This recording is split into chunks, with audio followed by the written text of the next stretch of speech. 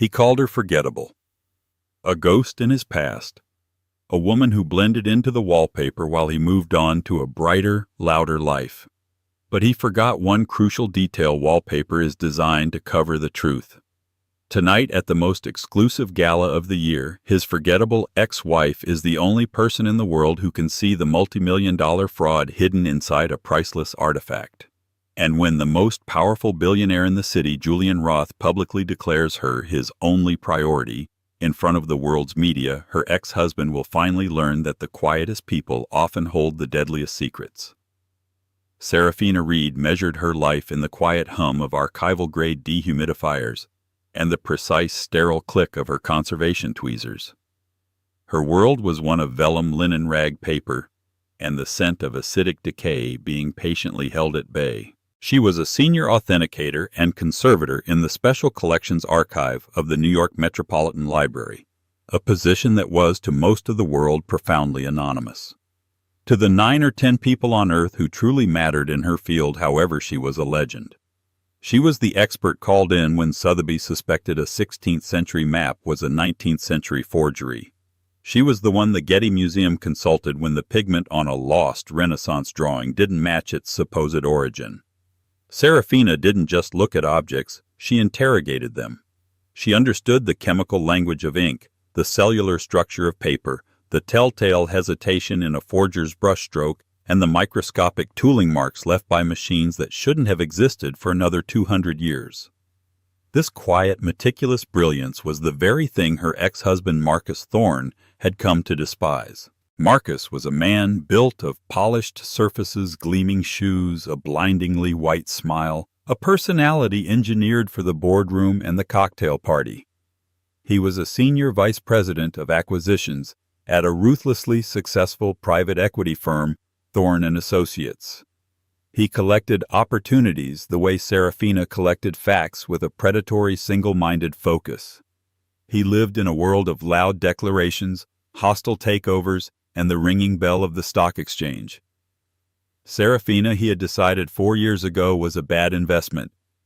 The memory of their last conversation in their minimalist steel and glass apartment was etched into her mind. He had stood by the door, his suitcase a gleaming piece of silver Rimowa already packed. "The problem with you, Serafina," he had said, not with anger but with the cool, appraising tone of a man explaining a failed balance sheet, "is that you have no impact. You just exist. You're quiet. I don't know." He'd waved a hand dismissively. "You're forgettable." That word forgettable had been his final gift. He had left her for Chloe Sterling, a woman who was the human equivalent of a champagne supernova, all blinding light, loud pops, and expensive fizz. Chloe was an influencer and socialite whose primary skill was existing beautifully in places where cameras were present. She had, as Marcus often gushed in the society columns, tremendous impact. Serafina hadn't fought him. She had simply meticulously packed her books, her magnifying loupes, and her collection of 18th century botanical prints and disappeared from his world. She had reverted to her maiden name, Reed, and sunk back into the work that had been her passion long before Marcus had found her in a university library and decided she was a quaint, smart accessory. Her work was her fortress. She consulted anonymously for the wealthiest collectors in the world under the simple gender-neutral pseudonym Ethel. They sent her high-resolution scans and material analyses, and she sent back reports that were devastating in their precision. She had quietly saved institutions hundreds of millions of dollars, and she had done it all from a small, cluttered office in the library's sub-basement that smelled of old paper and bookbinding glue. This quiet life was interrupted on a rainy Tuesday by a frantic call from her department head, Dr. Alistair Finch. "Serafina," he croaked, his voice a phlegmy disaster. "I've got the flu. The real sea god kind. I can't possibly go. You have to go for me." Serafina's heart sank. "Go where, Alistair?" "The symposium on 14th century ink gall. I can have my paper ready." No, he wheezed. "Tonight, the Roth Foundation Gala. The unveiling. Serafina's blood ran cold. The Roth Foundation Gala was not just a party. It was the apex of the New York social and financial world. It was a $1 million a plate event hosted by the billionaire technology magnate and philanthropist Julian Roth. It was explicitly Marcus's world. Alistair, absolutely not. Serafina said, a knot of panic tightening in her chest. Send someone from PR. Send anyone. I can't, he protested. This isn't a social call. Roth is unveiling the scepter of Cygnus. His team did the primary authentication, but he's auctioning it tonight for the new university wing, and he's paranoid. He personally requested our best eyes for a final pre-auction sign-off. A formality. He called it a binding one. Serafina, you are the best eyes we have. You're the only one I trust not to be blinded by the spectacle. The car picks you up at 7. It's black tie. Please. The foundation is our biggest donor. He coughed violently and hung up. Serafina stared at the phone. She was a librarian, a scholar. She was a woman of footnotes and appendices. She was not a woman of galas. She felt a wave of nausea. She went home and stared into her closet. It was a sea of sensible wool, corduroy, and cotton. Tucked in the back, however, was one dress she'd bought for a rare faculty dinner years ago. It was a floor-length sheath of dark, heavy sapphire blue velvet. It had long sleeves, a high boat neck, and no adornment. It was, in Marcus's long-ago words, a little funereal. Fine, she whispered to her reflection. She pulled her mousy brown hair back into a severe, intricate chignon, a style that was more practical than fashionable. She wore no makeup save for a light dusting of powder. She looked clean, professional, and completely, utterly forgettable. She had no idea that Marcus Thorne would also be there. His firm had just become a minor corporate sponsor of the Roth Foundation, a move Marcus had pushed for personally. He and Chloe were attending with one goal: to get 5 minutes of FaceTime with Julian Roth himself, a man notoriously insulated from such social climbing. The New York Metropolitan Gallery had been transformed. It was less a museum and more a cathedral of wealth. The entire central atrium, a cavernous hall of marble and glass, was dripping with orchids and lit by the soft golden glow of 1,000 floating candles. A full-string orchestra played on a specially constructed mezzanine. The air thrummed with the sound of clinking champagne flutes and the multilingual chatter of the global elite tech billionaires, old-money aristocrats, senators, and the surgically perfected socialites who orbited them. Serafina felt like a sparrow in an eagle's nest. She clutched her small beaded clutch, the only formal bag she owned, and tried to make herself small. A server offered her champagne. "Just water, please," she murmured. She was here for one reason. She navigated the glittering crowd with an economy of motion that made her almost invisible, her eyes scanning not for celebrities but for the exhibition hall. And then she heard that laugh. It was a high, piercing, bird-like sound engineered to draw attention. "Oh, Marcus, darling, look! That's Senator Warren's wife. Her dresses last season. Can you imagine?" Serafina froze. Her stomach twisted into a cold, hard knot. She turned slowly. There he was, Marcus Thorne, looking like he had been sculpted from polished bronze. His tuxedo was custom-made, his smile was blindingly white, and his arm was wrapped possessively around Chloe Sterling's surgically impossible waist. Chloe herself was poured into a dress of glittering, near-transparent gold sequins that left absolutely nothing to the imagination. They were the center of a small, fawning circle of admirers. Serafina tried to turn away to melt back into the shadows she preferred, but it was too late. Marcus's eyes, scanning the room for his next networking target, locked onto her. His smile faltered for a fraction of a second, replaced by a look of sheer, unadulterated disbelief. Then the smile returned, but it was different. It was cruel. He nudged Chloe. "You will not believe this," he murmured loud enough for his circle to hear. He began to walk toward Serafina, parting the crowd like a shark. Chloe drifted in his wake. Serafina stood her ground, her hands clasped loosely in front of her. She felt the old familiar shrinking sensation, the reflex to apologize for taking up space. She forced it down. "Serafina," Marcus said, stopping a few feet away. He performed a slow, insulting head-to-toe scan, his gaze lingering on her simple velvet dress with obvious disdain. "Good God! I almost didn't recognize you. I didn't think they let the library staff in through the front door. Are you catering?" His small circle tittered. "Hello, Marcus," Serafina said, her voice even. "Chloe." Chloe looked Serafina up and down, her surgically perfect nose wrinkling. "Babe, who is this?" "I told you," Marcus said, his voice dripping with condescending amusement. "This is my ex-wife Serafina, the one I told you about." He leaned in conspiratorially to Chloe but spoke loudly enough for everyone nearby to hear. "The forgettable one." Chloe's eyes widened in theatrical understanding. Oh, right. The one with all the dust. "Still blending into the wallpaper, I see," Marcus said to Serafina, adjusting his diamond cufflinks. "It's a bold choice, I'll give you that. Trying to fade away completely." He looked at her simple clutch. "Where's your little magnifying glass, Sherlock? Find any good clues in the hors d'oeuvres?" Serafina met his gaze. The man she had once loved, the man who had systematically dismantled her self-worth, was standing in front of her looking like a caricature of success, and she felt a dull clinical pity. "I'm here for the scepter, Marcus," she said simply. "I'm working." Marcus scoffed. "Right, the dusty old stick. Of course. Well, that's adorable. Look, we're off to the VIP lounge to have a word with Roth. Try not to, bore anyone to death." He took Chloe's arm and they swept past her, a wave of expensive cologne and mockery in their wake. The encounter left a cold slick in the air. Serafina took a deep, steadying breath, pushing his voice from her mind. He was a ghost.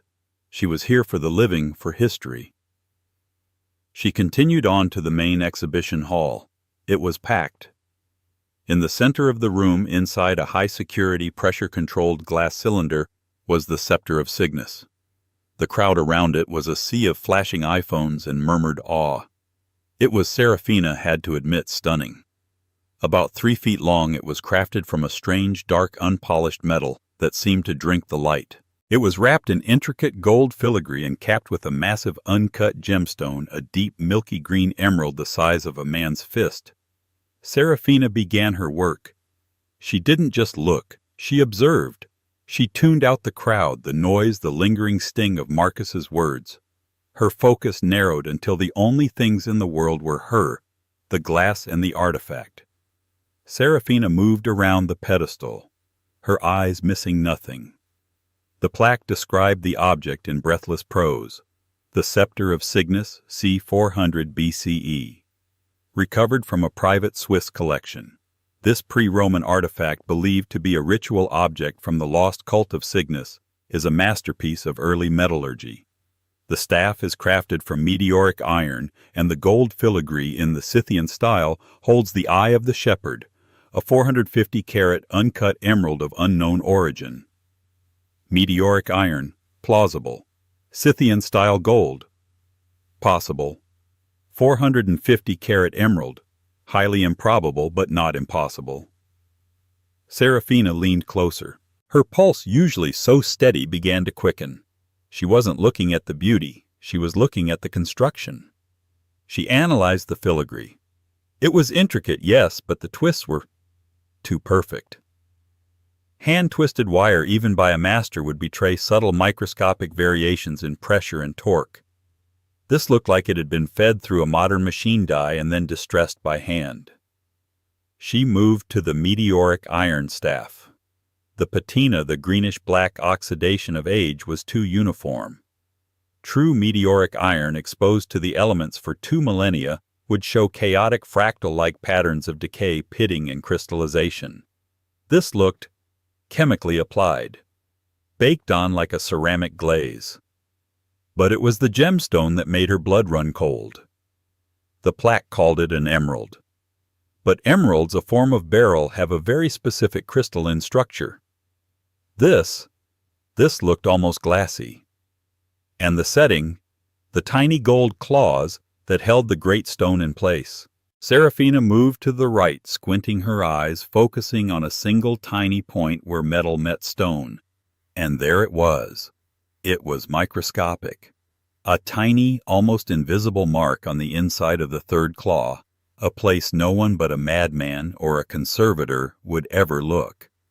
It was a perfect concave depression with a burnished rainbow-colored edge. It was a laser soldering mark. A technology that was at most 50 years old. The Scepter of Cygnus. The artifact upon which Julian Roth was staking his foundation's entire reputation, the centerpiece of this million-dollar-a-plate gala, was a fake. It wasn't just a fake. It was an extraordinary fake.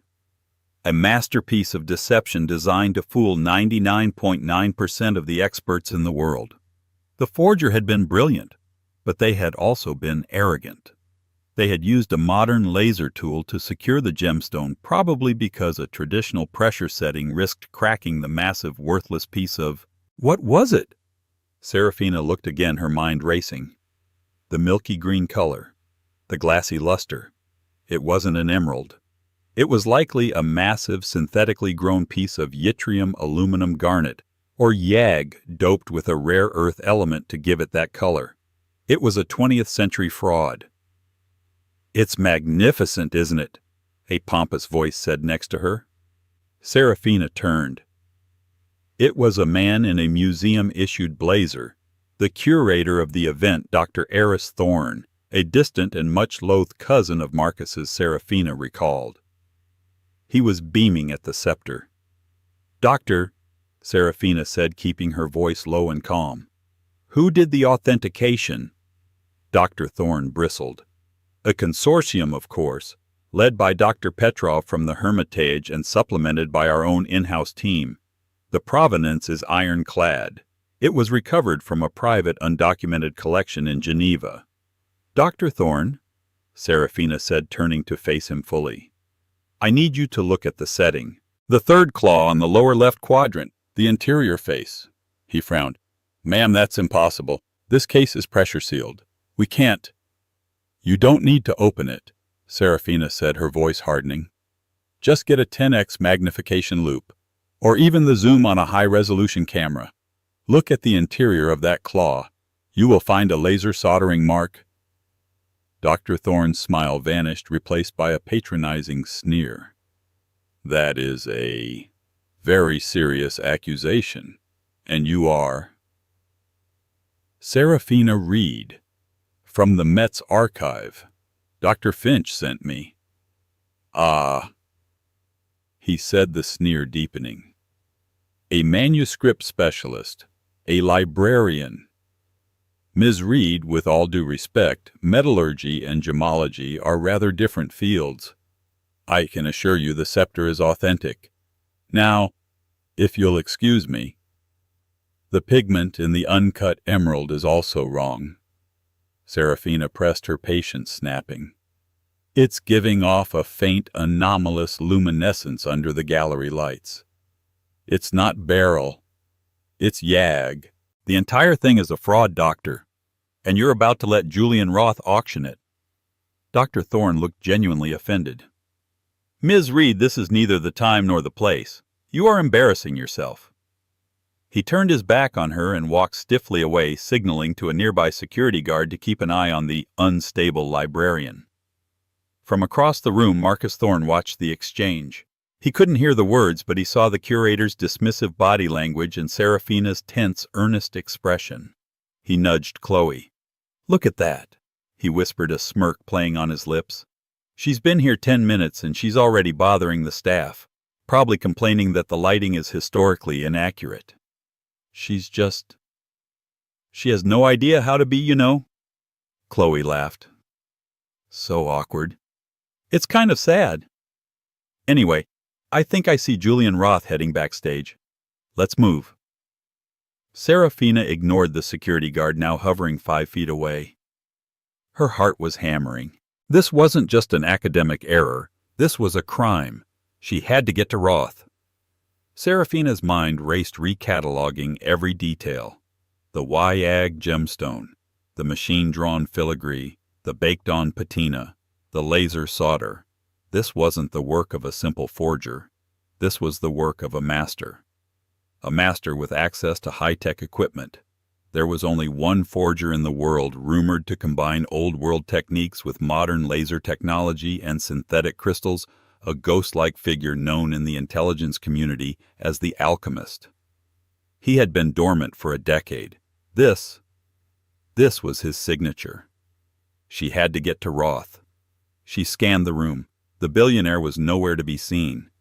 He was likely backstage preparing for his keynote speech in the auction. Seraphina slipped away from the scepter. The security guard, seeing her move on, relaxed. She walked purposefully, not toward the VIP area, but toward the catering entrance she had noted on her way in. She flashed her simple paper invitation, the one intended for low-level academics at the Guard. "Staff entrance is around the back, ma'am." "I'm not staff," Seraphina said, looking him dead in the eye. "I'm Ethel. I have an urgent message for Ms. Hayes regarding the centerpiece. It's a code alchemist." The guard, a former military man, was trained to recognize names, not faces. Ethel was the anonymous consultant on the Foundation's highest security contact list. Amelia Hayes Roth's chief of staff had drilled the protocol. Code alchemist was the panic word. It meant a catastrophic authenticity breach. The guard's demeanor changed instantly. "This way, ma'am, immediately." He didn't lead her to the catering hall. He led her directly backstage through a labyrinth of black curtains, audio equipment, and frantic stagehands. His hand was on his earpiece. "Dispatch, I have Ethel en route to Ms. Hayes. Situation is code alchemist. I repeat, code alchemist."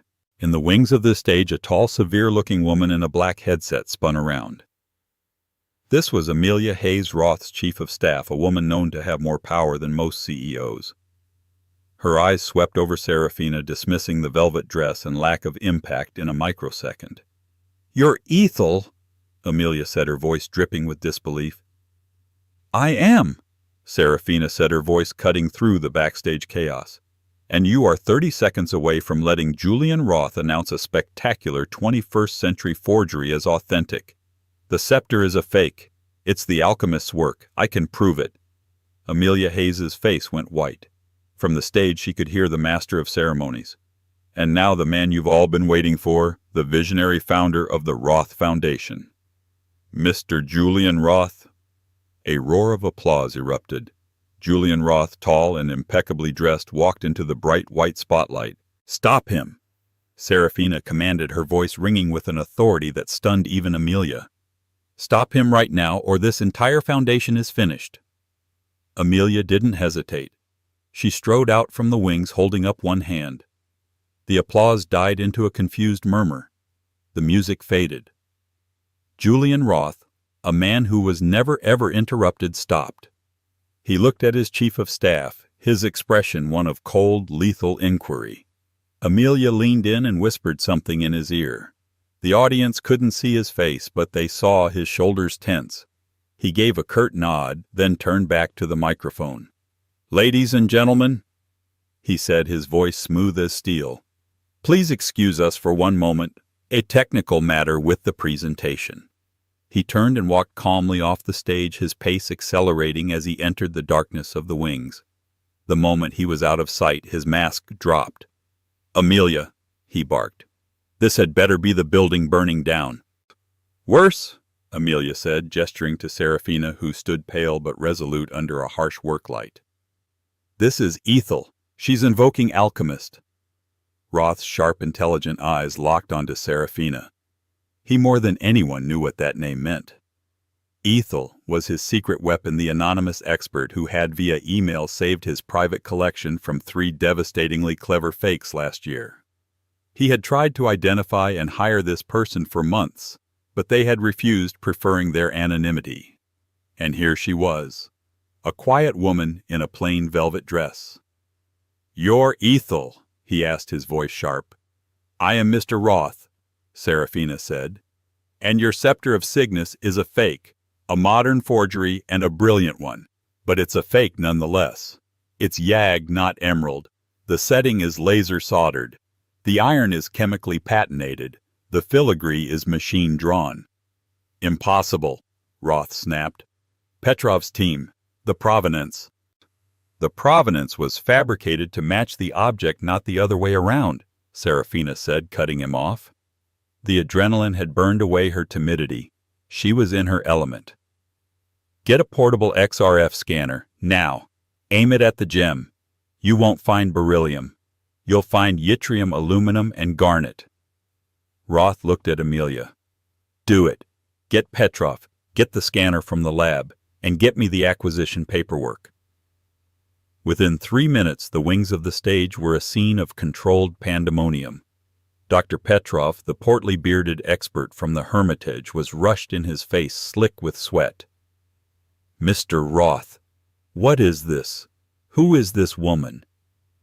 This woman, Roth said, his voice dangerously quiet, is alleging your priceless artifact is a piece of trash, and she is about to prove it. A technician wheeled in the portable X-ray fluorescence XRF scanner. They aimed it at the gem through the open side panel of the display case. The machine hummed. On the laptop screen, a graph began to build. And then a massive, undeniable spike. Y. Yttrium 34.8%. Al. Aluminum 21.2%. B. Beryllium 0.0%.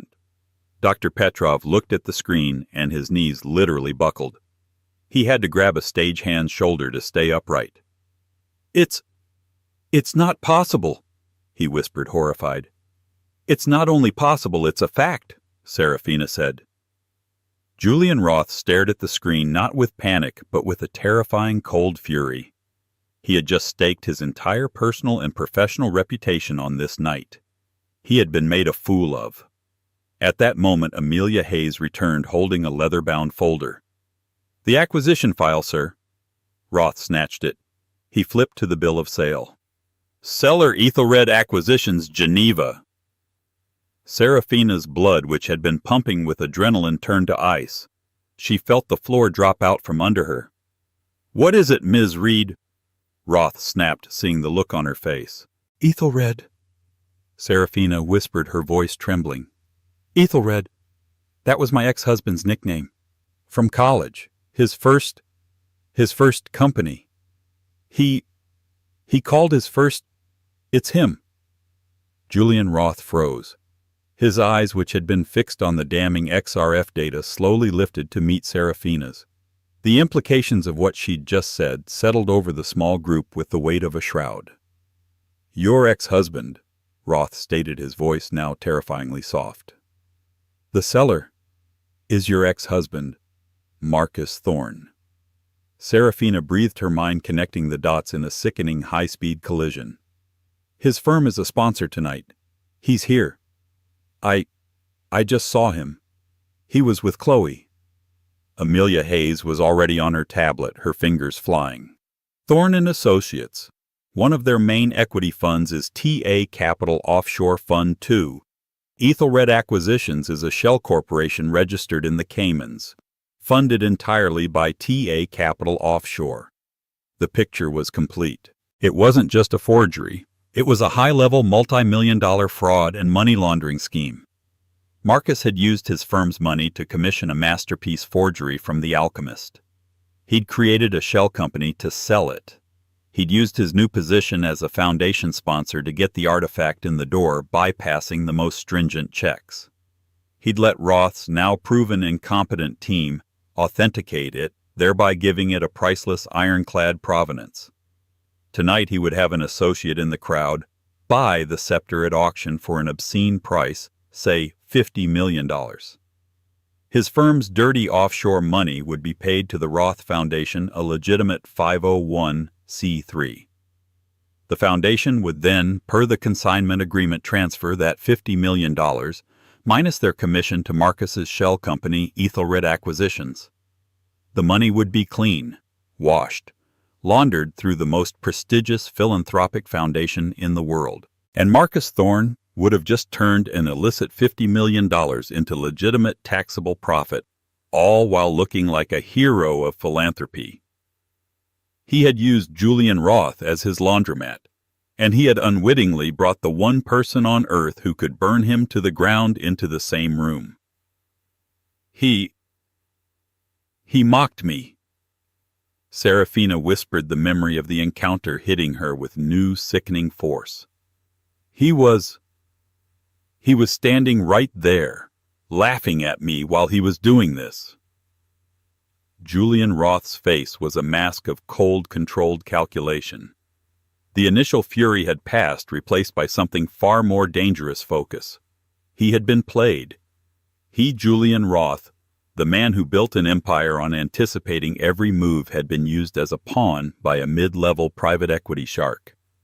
"Amelia," Roth said, his voice like ice, "get the NYPD's Art Crime Division on the phone. I want them at the service entrance in 10 minutes. No sirens. And get my personal security team. I want them on Mr. Thorne now." He turned to the trembling, ashen-faced Dr. Petrov. "You are fired. Get out of my sight." Petrov stumbled away, moaning. Roth then looked at Serafina. He saw her pale face, her trembling hands, and the analytical fire in her eyes. This was the forgettable woman, the ghost. "Ms. Reed," he said. "Yes," she whispered. "You are, I assume, familiar with the concept of a hostile takeover." "Yes." "Good," Roth said, straightening his tuxedo. "We are about to perform one." He turned to Amelia. "Get me a new speech, and turn my stage microphone on." "Sir?" Amelia asked, confused. "A new speech about what?" "About the truth," Roth said. He then turned to Serafina. "You," he said, "are coming with me." "Mr. Roth," Serafina said, startled. I don't belong on a stage. I'm a librarian." "Nonsense," Julian Roth replied, a thin, dangerous smile touching his lips. "You're the only person in this entire building who isn't a fake. You're Ethel. And it's time the world met you." He offered her his arm. Shaking, Serafina took it.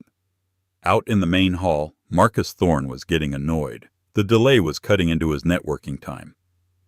"What is this amateur hour?" he hissed to Chloe.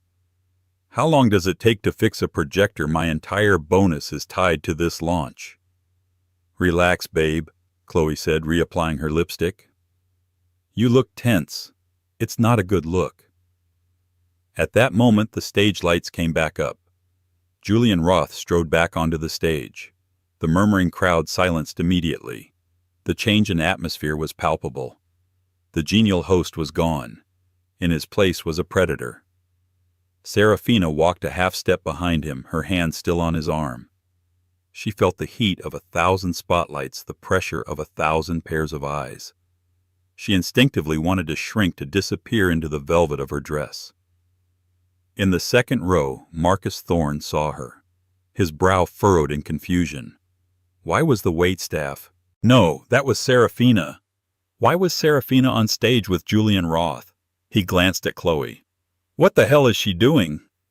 Chloe, for the first time, looked up from her phone. Who? Her is she? Fixing his microphone. Roth stepped up to the podium. He gripped its sides, his knuckles white. Ladies and gentlemen, he began, his voice resonating with a cold fury that silenced the room. Thank you for your patience. We had a technical issue, not with the lights or the sound, but with the very artifact we are here to celebrate. A nervous titter went through the crowd. I stand here tonight, Roth continued, as the head of a foundation dedicated to truth, to the preservation of history, and I and my entire team have been the victims of a monumental fraud. The room erupted. Gasps, shouts, the clicking of press cameras exploding like gunfire. Dr. Eris Thorne in the crowd visibly fainted. The scepter of Cygnus is a forgery, a reporter from this time shouted already on his phone. Yes, Roth boomed, silencing the room again. It is. A brilliant, expensive, and utterly worthless fake. My experts from the finest institutions in the world were fooled. I was fooled. We were all almost taken for fools. Marcus Thorne had gone pale. His entire sponsorship deal, his entire scheme was based on this auction. This was a disaster. He found out, he hissed, his voice strangled. How could he have found out? But we were not fooled, Roth said, his voice dropping. Because the Roth Foundation and I personally were saved tonight. We were saved by the integrity and the brilliance of one person, a person whose expertise I have been attempting to secure for over a year. An expert who until tonight was known to me only by a codename Ethel. Roth turned and extended his hand toward Serafina. This, he declared to the stunned room, is Ms. Serafina Reed. The spotlight that had been on Roth now swung and centered on Serafina. She stood frozen, her sapphire dress absorbing the light, her face pale but composed. Marcus Thorne's champagne flute slipped from his fingers. It shattered on the marble floor with a sound that seemed to echo in the dead-silent hall. "No," he whispered. It's not possible. She's Ethel." The librarian. "No." Chloe was staring, her jaw slack. "Serafina Reed? You said her name was Thorne."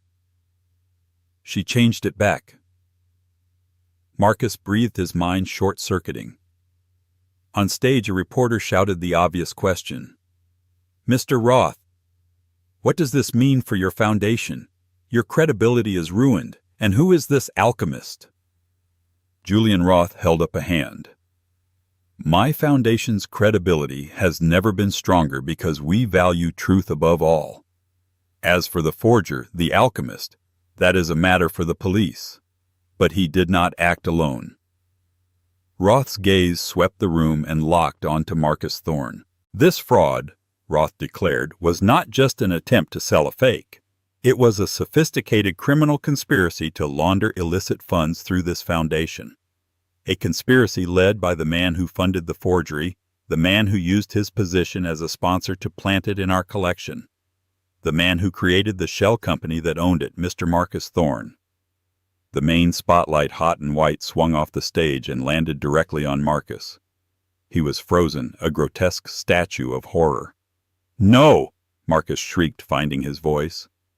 "That's a lie. It's slander. I'm a victim. I was fooled just like you." "Were you?"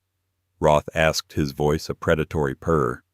"Were you fooled when your offshore fund TA Capital created Ethelred Acquisitions to be the seller, a name I am told you've used before?" Marcus began to back away, but two large men in dark suits, Roth's personal security, materialized behind him, blocking his path. "Mr. Thorne made a critical error," Roth continued, his voice resonating with cold justice. "He believed that the people who do the real work, the scholars, the researchers, the people who dedicate their lives to substance over style, were beneath his notice. He believed they were forgettable." The word hung in the air. Roth turned and looked at Serafina with unadulterated admiration. He was married to the one person in the world who could have exposed him, and he discarded her. He called her forgettable. "Well, tonight, Ms. Reed," Roth said, turning back to the press, "is the only one we will remember." He then looked directly at the press cameras, his gaze sweeping over the billionaires, politicians, and socialites. "Let me be perfectly clear to everyone in this room, to my partners, to my board, and to the press. The man who did this, the forger known as the Alchemist, and his new partner, Mr. Thorne, have poisoned the wells of history." He paused, then placed a protective, possessive hand on Serafina's shoulder. "Finding these criminals, seeking justice, and cleaning the rot from the art world with Ms. Reed's guidance." Julian Roth declared, his voice a raw promise, "is now my only priority." The room exploded. Not with chatter, but with the blinding flashbang of 100 cameras firing at once. The forgettable ex-wife, the quiet librarian, the woman who blended into the wallpaper, was now inextricably the center of the entire world. As the NYPD art crime unit, now entering from the main doors, began walking toward a sobbing, screaming Marcus Thorne, Julian Roth leaned into Serafina. "Shall we?" he whispered. He guided her off the stage, not through the back, but directly through the center of the crowd, the sea of the global elite parting before them like water. The morning after the gala, Serafina Reed woke up a different person. Or rather, the world had finally woken up to who she had been all along. Her phone, an old sensible model, had been vibrating on her nightstand for 3 hours. When she finally looked at it, it was a cascade of incomprehensible notifications. 842 new text messages, 319 missed calls, 200 new follower requests on the Instagram account she'd made once and forgotten. Her email inbox, usually a quiet place of academic queries, was a digital inferno of press requests. She fumbled for the TV remote. Her face was on every channel. Not just her face, but a stunning candid photo of her on stage, bathed in the spotlight, Julian Roth looking at her with an expression of profound, unadulterated respect. The chyron on CNN read, "The Ghost of the Gala, How One Scholar Uncovered a $50 Fraud." She walked to her front window. Her small, quiet Brooklyn street was unrecognizable. There were 3 news vans parked on the curb. A handful of reporters were camped out on her stoop, drinking coffee, looking up at her building. She was a librarian, a scholar, and she was now apparently the most famous woman in New York. The fallout for Marcus Thorne was not a deluge. It was an extinction-level event. The viral clip wasn't just of his arrest. It was a 30-second loop captured by a Wall Street Journal reporter's phone of his final sputtering confrontation with Serafina just before security had dragged him away. He had lunged, his face purple, and screamed, You did this! You forgettable little bitch!" That single word, forgettable, had become his epitaph. Thorne and Associates, in a desperate act of brand survival, held an emergency board meeting at 3 a.m. By 6 a.m. they had issued a press release not just firing him, but condemning his rogue, criminal, and morally bankrupt actions that stand in absolute opposition to the values of this firm. They announced a full internal audit and their complete cooperation with the U.S. Attorney's Office. By noon, the Thorne had been professionally chiseled off the marble lobby wall of his building. His assets were frozen. His partners, the men with whom he'd toasted champagne just hours before, all lawyered up and publicly claimed they too were victims of his masterful deception. Chloe Sterling's agent released a statement that she was in a state of profound shock and heartbreak and was fully cooperating with the authorities. A day later, a TMZ reporter photographed her disguised in a bad wig, boarding a one-way flight to Dubai. Her Instagram, once a monument to a life of curated luxury, was simply gone. Marcus Thorne, the man who had craved impact, had been so thoroughly and publicly erased, it was as if he had never existed at all. 2 days later, a black car, far more discreet than the gala limo, picked Serafina up. It didn't take her to her office. She'd been told to take the week off by a suddenly terrified Dr. Finch, who now spoke to her with a strange high-pitched deference. The car took her to the Roth Foundation building. Not to the gallery, but to the penthouse. The office was less a room and more a section of the sky. Floor-to-ceiling glass walls overlooked Central Park, the autumn trees a tapestry of red and gold far below. The silence was absolute. Julian Roth was not sitting behind his massive obsidian desk. He was standing by the window in a simple cashmere sweater and slacks, holding 2 cups of tea. He handed one to her. "Ms. Reed," he said. "Serafina, I trust you are handling the newfound attention." "It's overwhelming," Serafina said, her voice small in the vast space. It felt like standing on Olympus. "Mr. Roth." "Julian," he corrected, motioning for her to sit in one of the simple, pricelessly elegant leather chairs. "I am a man who detests being played.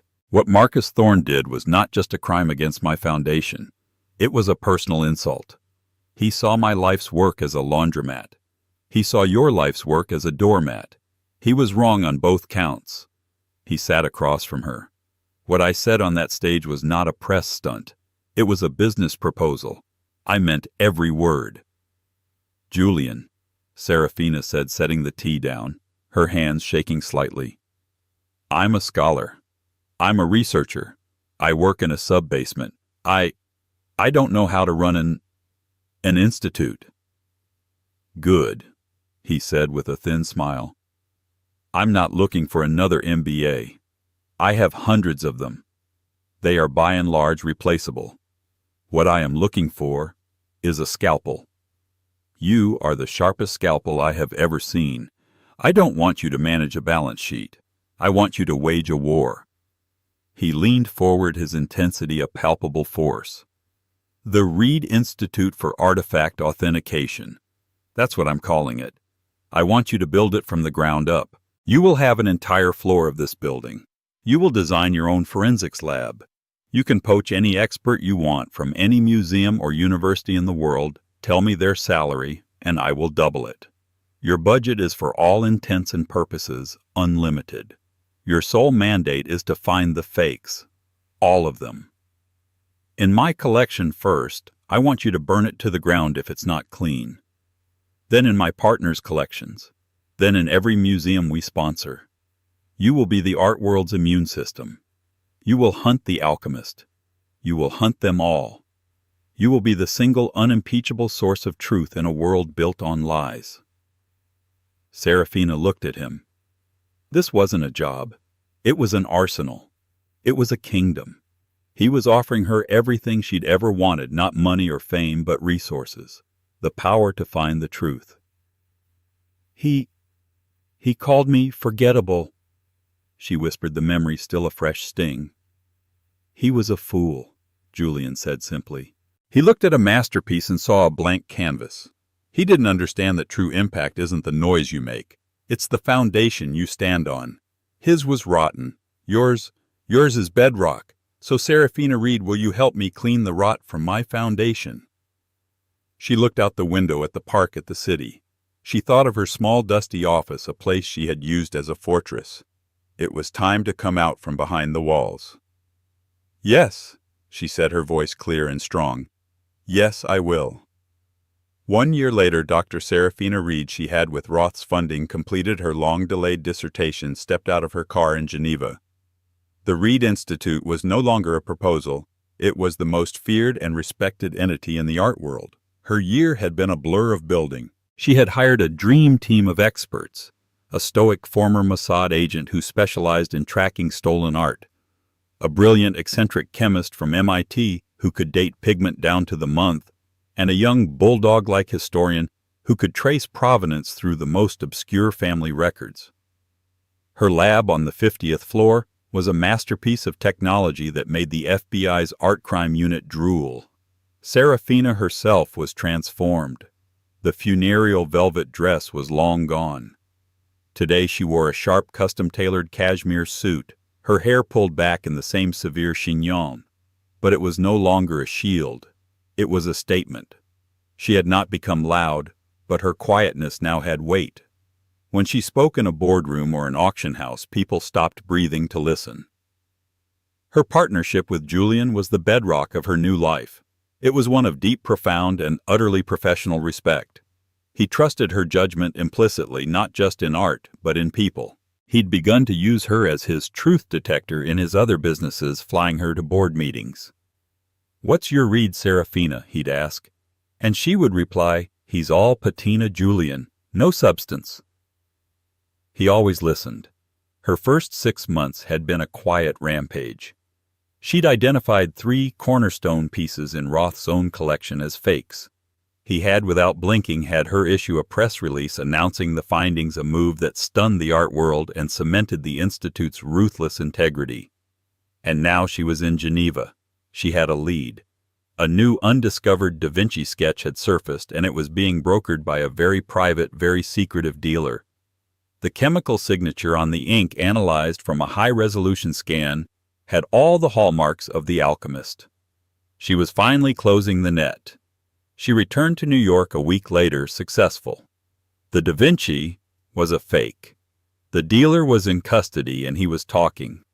She was one step closer to her true target. She was in her office, a beautiful light-filled space of glass and old books overlooking the park. Her assistant, a bright young art history grad, knocked and entered holding a small stack of mail. "Dr. Reed, the files from Geneva are digitized, and this came." She placed the mail on Serafina's desk. Most of it was official. One envelope, however, was thin, cheap, and addressed in a shaky, familiar hand. The return address was from the Allenwood Federal Correctional Institution. It was from Marcus.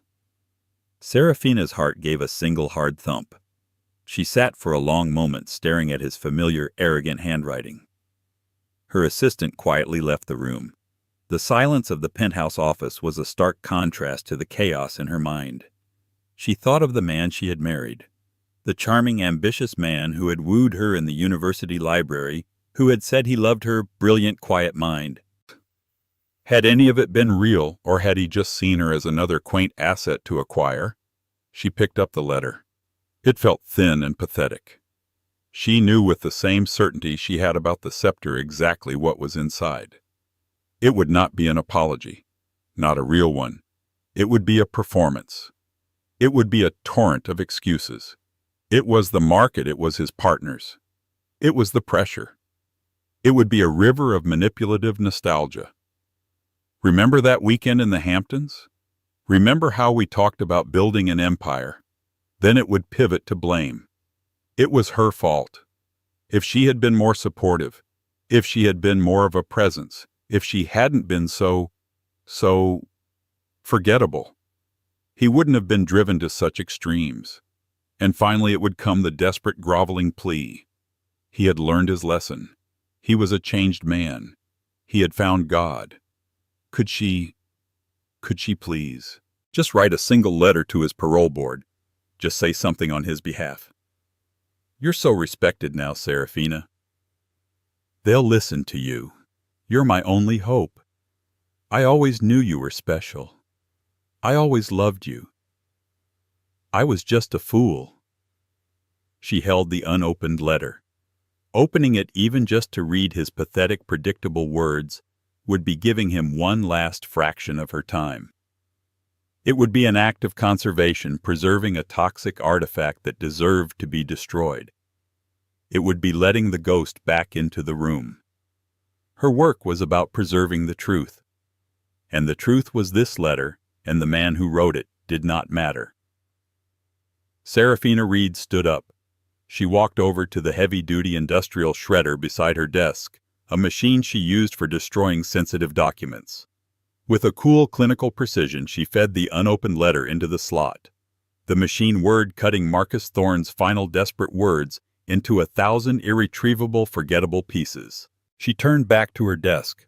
She picked up the important file, the one marked Alchemist Geneva. She put it in her briefcase, adjusted the collar of her silk blouse, and walked out the door, her heels clicking decisively on the marble floor. She had a plane to catch and a criminal to find. And just like that, the woman he called forgettable became the only one anyone remembered.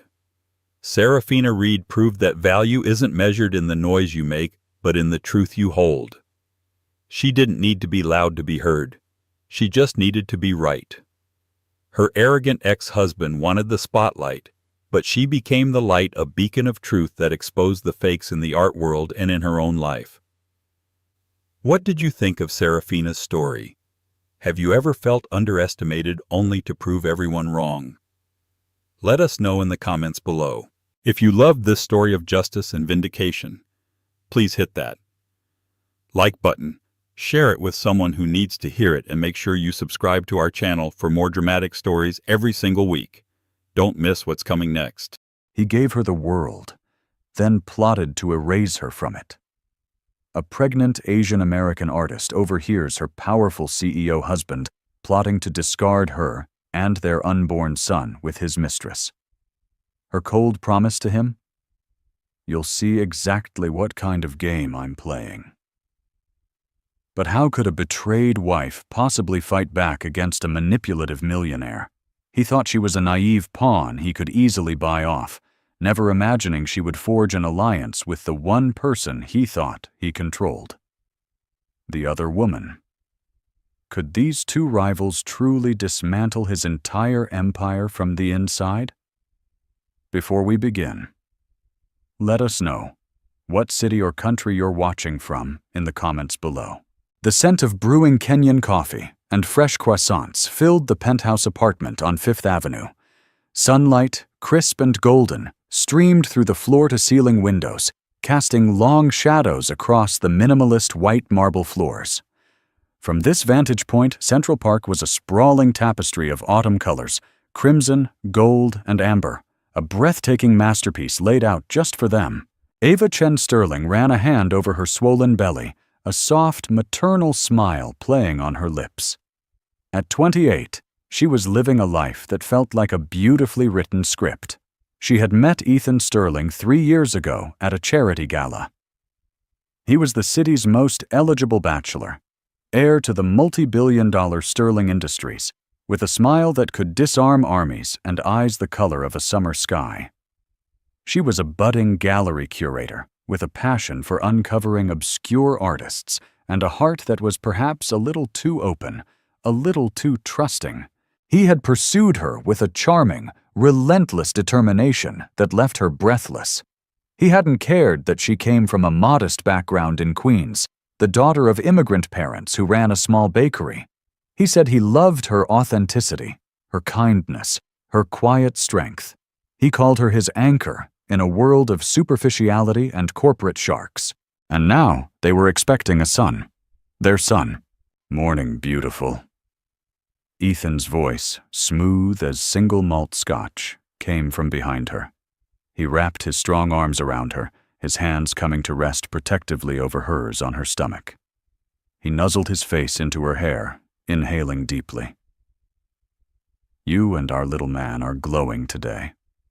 Ava leaned back into his embrace, a wave of pure contentment washing over her. This was real. This love. This life. This baby kicking gently beneath her heart. We were just admiring the view, she murmured, and waiting for croissants. He chuckled, his chest vibrating against her back. Always about the food, my love. He kissed her temple, his lips warm. I have to head out early. Board meeting. Old man Sterling is breathing down my neck about the new merger with Rossi Corp. He moved to the espresso machine, his movements fluid and confident in his custom-tailored Tom Ford suit. At 32, Ethan Sterling was the very picture of success. But lately, Ava had noticed a faint shadow of strain behind his perfect smile. The Rossi Corp merger, a massive deal that would solidify Sterling Industries' dominance in the tech sector, was clearly taking its toll. He was more distracted, his nights longer, his phone buzzing at all hours. Is everything okay with the deal? She asked, turning to face him. Just business, Ava, he said, a little too quickly. He handed her a cup of decaf coffee. The usual posturing and power plays. Nothing for you to worry that pretty head about. You just focus on staying relaxed and growing our heir. He winked, but the comment, meant to be endearing, pricked at a familiar insecurity. He often treated her like a precious, fragile doll to be protected from the harsh realities of his world. She loved his protective nature, but sometimes she yearned to be seen as a partner, not just a beautiful appendage to his life. She had given up her job at the gallery at his insistence so she could have a stress-free pregnancy. Now her days were filled with yoga, prenatal appointments, and decorating the nursery, a life of luxurious, suffocating ease. I'll call you after my meeting, he said, gulping down his espresso. He gave her a swift, almost perfunctory kiss. Love you. I love you too, she called after his retreating form. The heavy door of the penthouse clicked shut, leaving her alone in the vast, silent space. The silence seemed to stretch on for hours. Ava busied herself arranging the new shipment of baby clothes, tiny cashmere sweaters, and impossibly small shoes. She called her mother, recounting Ethan's latest sweet gesture, painting the picture of a perfect marriage, because to admit to the tiny hairline cracks would be to admit her own fears. Around 2 p.m., her phone rang. It was Ethan. "Hey, love," she answered, her voice brightening instantly. "How did the meeting go?" "Still in it." He sounded rushed, distracted. "Listen, I'm stepping out for a second. Things are intense. I just wanted to hear your voice." Her heart swelled. Even in the middle of a billion-dollar negotiation, he thought of her. "I'm always here for you, Ethan. You've got this." "I know. You're my rock, Ava. You know that, right?" "I know," she whispered, a tear of happiness welling in her eye. "Okay, gotta go. Talk soon. Love you." "Love you too." She heard a click. But it wasn't the decisive finality of a call ending. It was a softer sound, the sound of a phone being placed on a hard surface, perhaps a conference table or a desk. The line was still open. He must have locked his phone by mistake, thinking he'd hung up. A small, amused smile touched her lips. She could just imagine him, flustered and striding back into the boardroom. She was about to hang up when she heard his voice again, but this time the tone was completely different. It was stripped of the warmth and affection he used with her. This voice was low, intimate, and laced with a weariness that startled her. "The things I have to say to keep her calm," he sighed. Ava froze, the phone pressed hard against her ear. Her blood ran cold. Her? Who was her? A woman's voice responded, husky and laced with amusement. "Poor Ethan, having to play the doting husband. It must be exhausting." Ava's breath caught in her throat. She didn't recognize the voice, but its confidence and familiarity with Ethan sent a spear of ice through her chest. "You have no idea, Isabella," Ethan's voice replied. "She's so wonderfully naive. Thinks this baby is the culmination of our great love story." He let out a short, humorless laugh. "She has no concept of what's really at stake.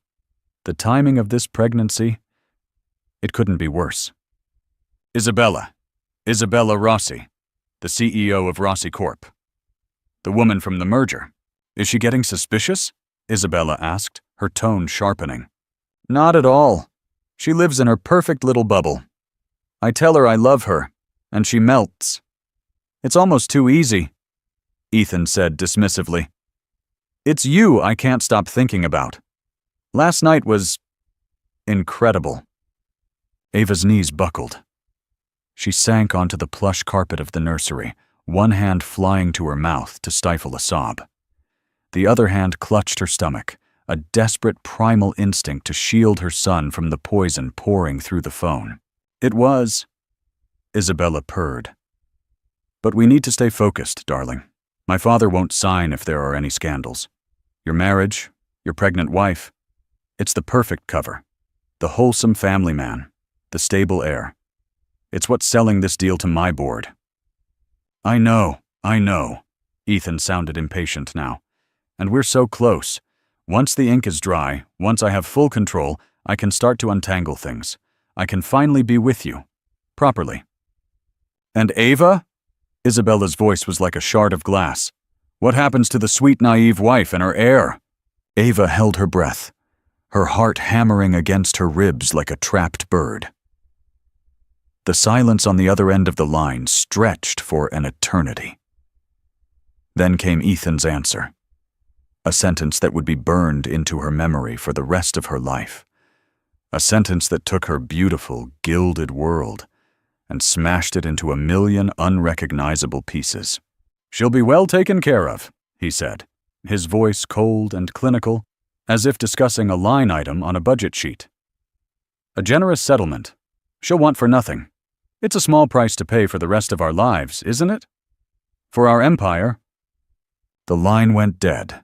The true final click echoed in the silent nursery. Ava didn't move.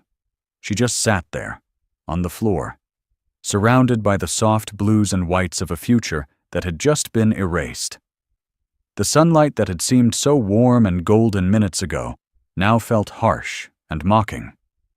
The view of the park was no longer beautiful.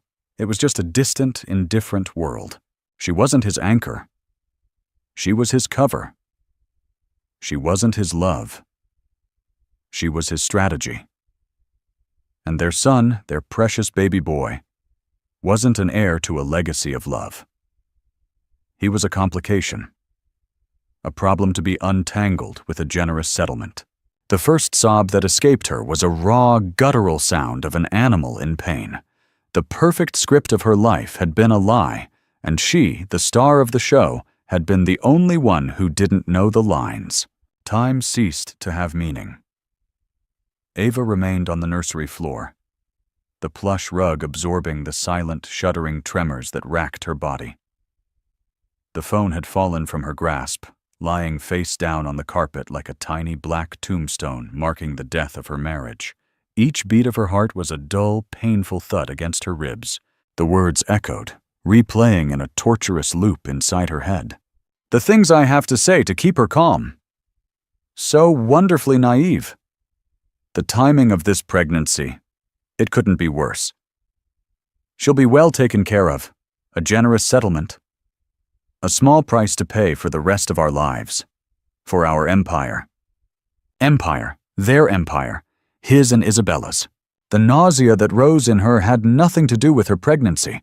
It was the acrid taste of betrayal, so potent it felt like it was corroding her from the inside out. Every memory of the past 3 years flashed before her eyes, now tainted and grotesque. Every I love you, every tender touch, every shared laugh was a lie. A performance. A carefully constructed illusion designed to lull her into a state of blissful ignorance while he built a different future with another woman. He hadn't pursued her for her authenticity. He had pursued her for her malleability.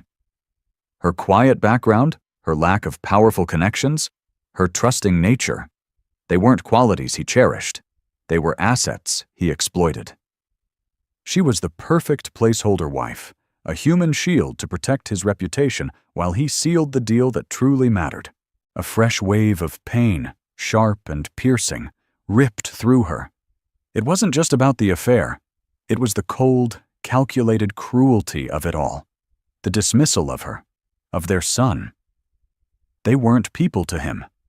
They were obstacles, liabilities on a balance sheet. The realization was a physical blow, knocking the air from her lungs. Slowly, shakily, she pushed herself up. Her reflection in the polished surface of the changing table was a stranger, a woman with haunted eyes, a face pale and slick with tears, her expression one of utter desolation. She looked at the perfectly arranged room, the hand-painted mural of stars and clouds on the wall, the crib assembled by Ethan himself just last weekend, the mobile of gently smiling felt animals. It was all a stage, a set for a play that had abruptly ended. She walked out of the nursery, closing the door softly behind her, as if to trap the ghosts of that conversation inside. She moved through the vast, empty penthouse, her bare feet silent on the cold marble. Every object screamed of his deceit. The Jeff Koons sculpture he'd bought her for their anniversary, the photograph on the mantel of them in Tuscany, smiling and sun-kissed, the cashmere throw on the sofa he would wrap around her on cool evenings.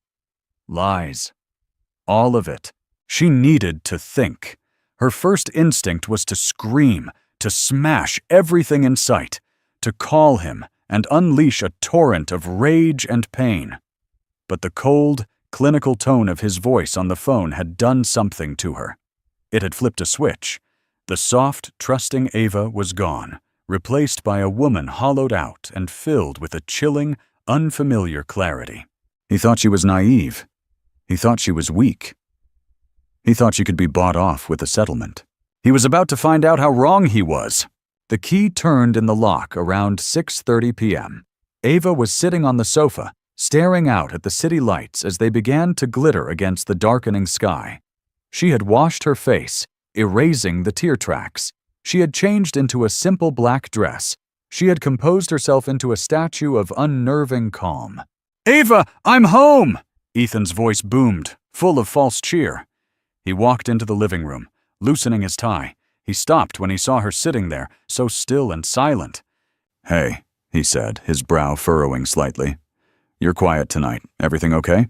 She turned her head slowly to look at him. She studied his face. The handsome features. The easy smile now forming on his lips. The eyes that she used to think held the universe. Now all she saw was a mask. "I'm fine," she said, her voice even and devoid of emotion. "How was the rest of your meeting?" He tossed his briefcase onto a chair and flopped down on the opposite end of the sofa, letting out an exaggerated sigh.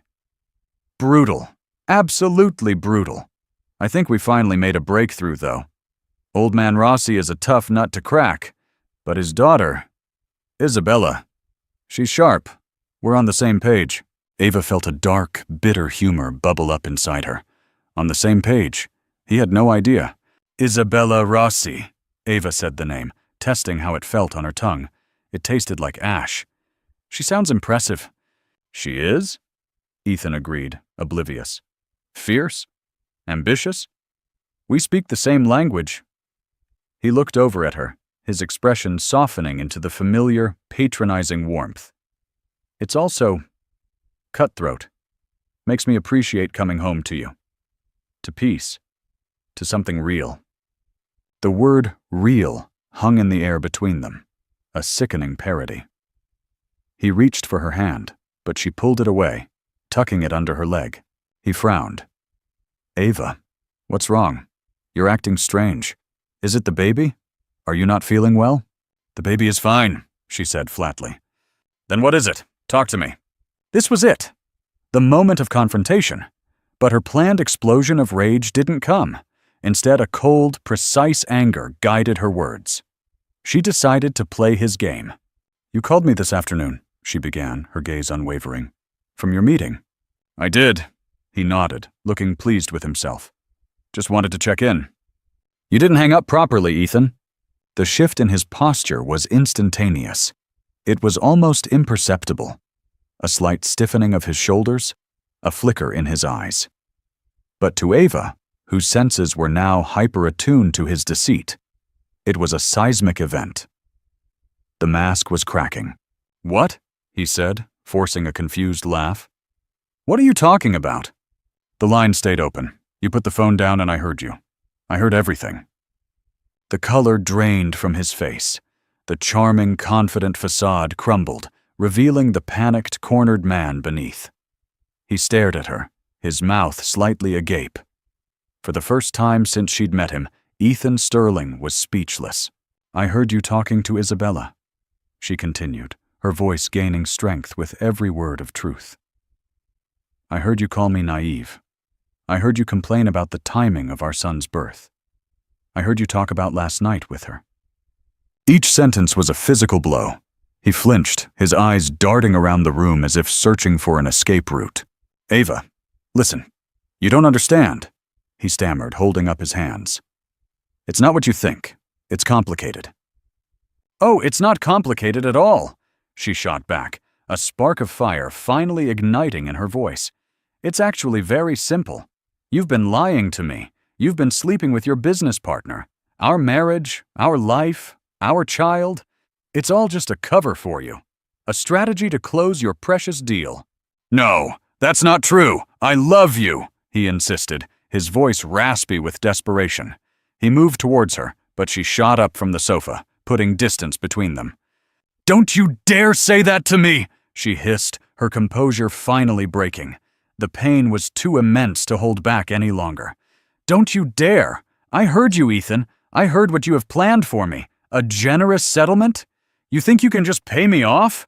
Write a check and discard me and your son like some inconvenient business expense?" "Ava, please. You're pregnant. You're emotional. You're twisting things," he pleaded, resorting to the oldest trick in the gaslighter's handbook. But it didn't work. Not anymore. "Don't you dare blame this on my pregnancy," she said, her voice dropping to a dangerously low level. "My pregnancy is the only real thing in this entire sham of a life. The only thing you haven't managed to taint. But you tried." She walked towards the bedroom, her movements stiff and robotic. He followed her, still babbling excuses and apologies. "We can fix this, Ava. I'll end it with her. It meant nothing. It was just for the deal. I swear."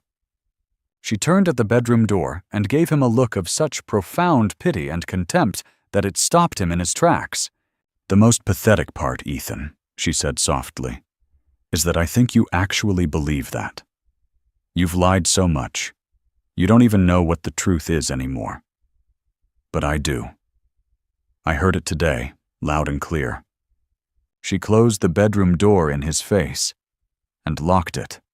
Leaning against the cool wood, she finally allowed the tears to fall again, hot and furious. They weren't the tears of a victim anymore. They were tears of rage, of grief, of a woman who had just seen the man she loved for who he truly was, a hollow coward.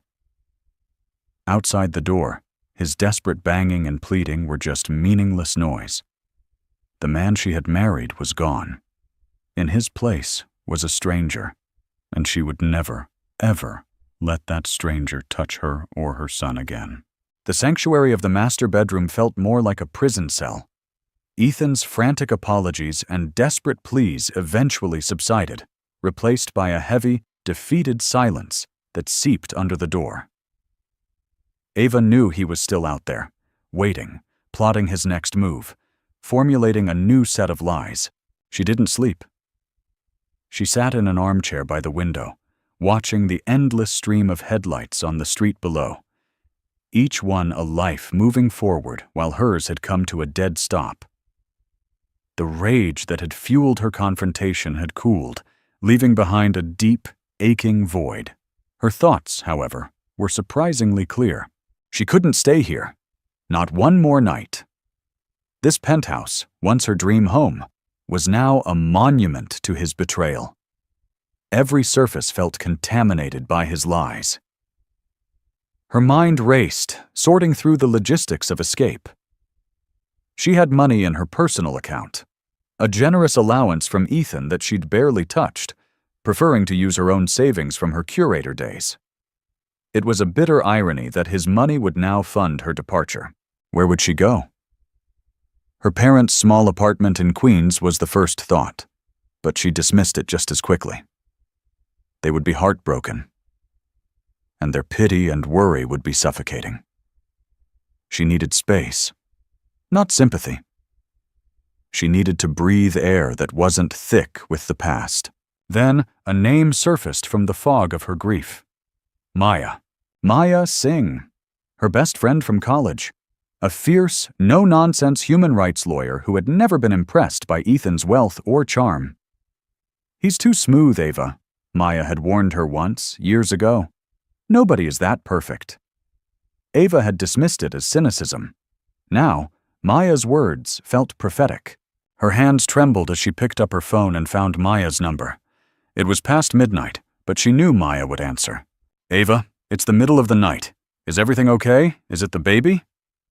Maya's voice was instantly alert, sharp with concern. The dam broke. Ava's carefully constructed composure crumbled, and a choked sob escaped her lips. "Maya," she whispered, her voice cracking. Ethan. It's all a lie."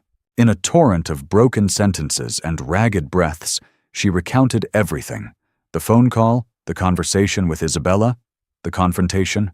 She didn't spare a single ugly detail. Maya listened patiently on the other end, her silence a comforting presence. There was no "I told you so," no judgment. No. When Ava finished, her voice raw, Maya's response was immediate and practical. "Where are you right now?" "In the bedroom. I locked the door." "Is he there?" "I think so. He's been quiet for a while." "Okay. Listen to me, Ava. Pack a bag. Just the essentials. Your wallet, your ID, any personal documents you have. Comfortable clothes. Don't take the jewelry. Don't take anything he gave you. Can you do that?" "Yes," Ava said, the simple instructions grounding her. "I'm booking a car. It will be on the corner of your block, near the coffee shop on Madison, in 45 minutes. The driver's name is Hector. He'll be in a black Lincoln. Can you get out of the building without him seeing you?"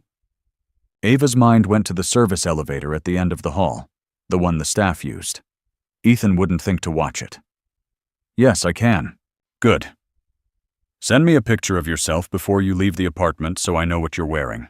Text me the second you're in the car. Don't answer his calls, don't look back, just get out. I'll see you soon." The call ended, and Ava felt a surge of purpose. Maya's clear-headed plan was a lifeline in her sea of chaos. She moved silently around the cavernous walk-in closet, a space larger than her childhood bedroom.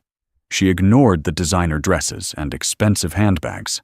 Instead, she grabbed a worn pair of jeans, a few soft t-shirts, her prenatal vitamins, and the worn, dog-eared copy of 100 Years of Solitude that had been her companion since college.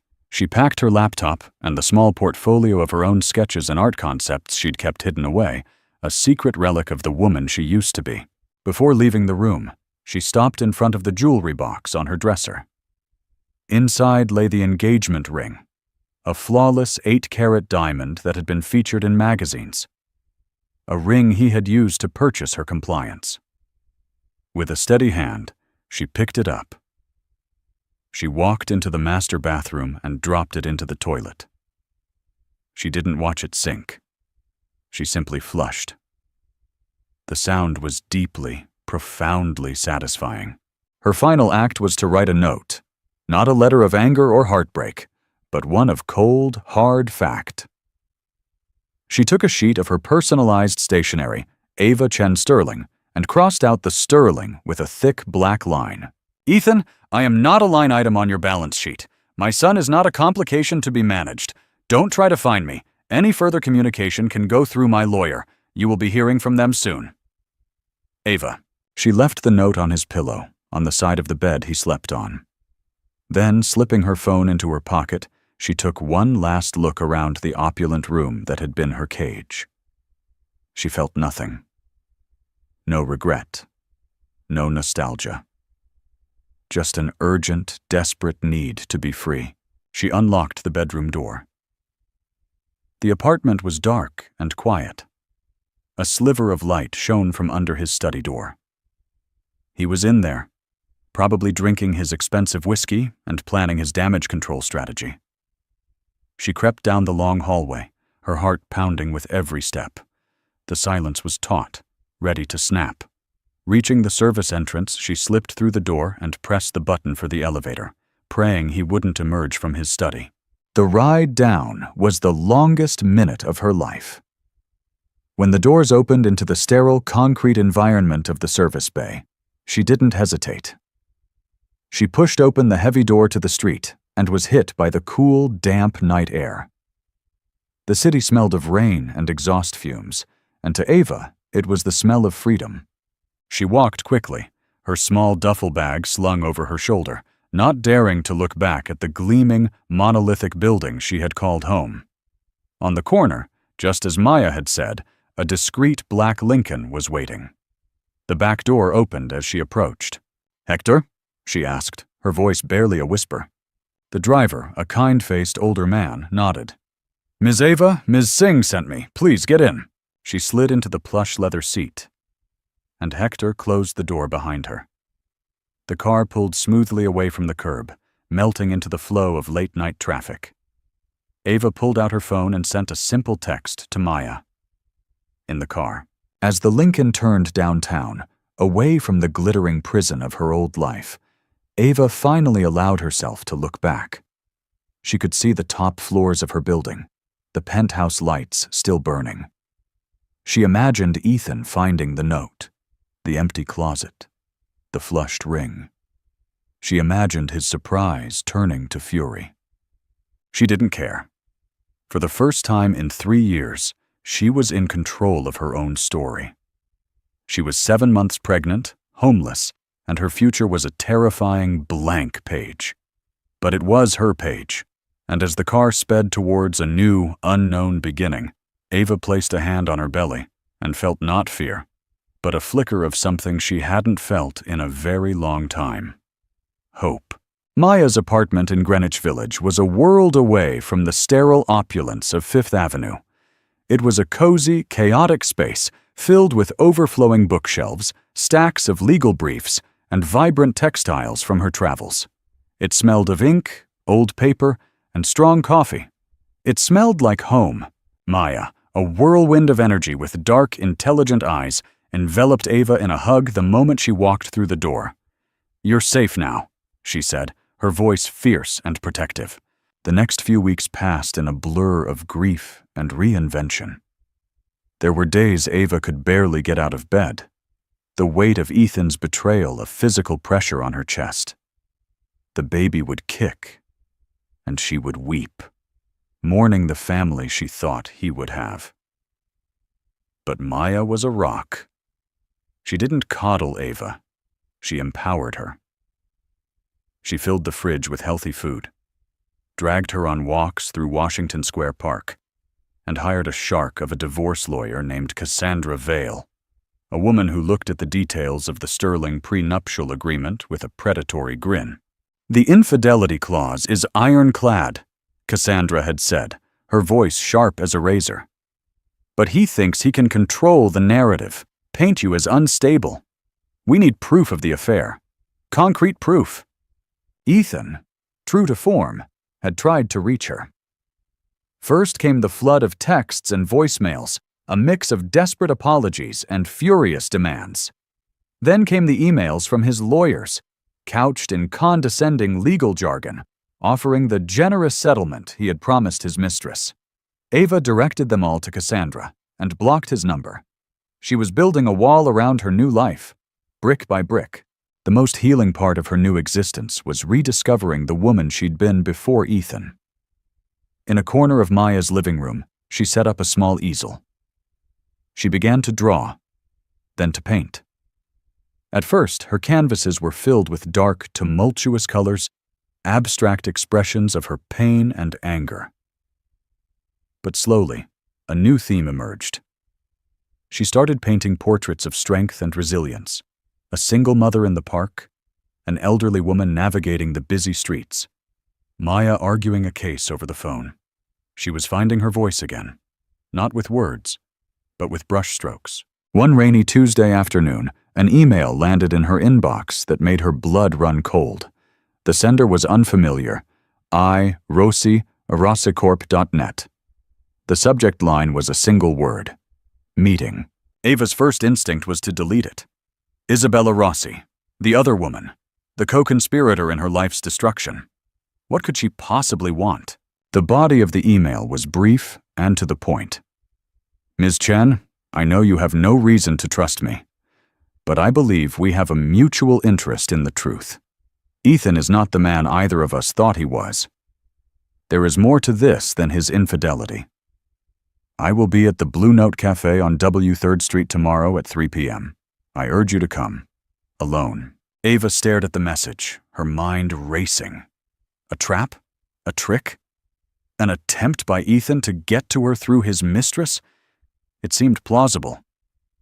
But there was something in the terse, direct tone of the email that felt different. "Ethan is not the man either of us thought he was."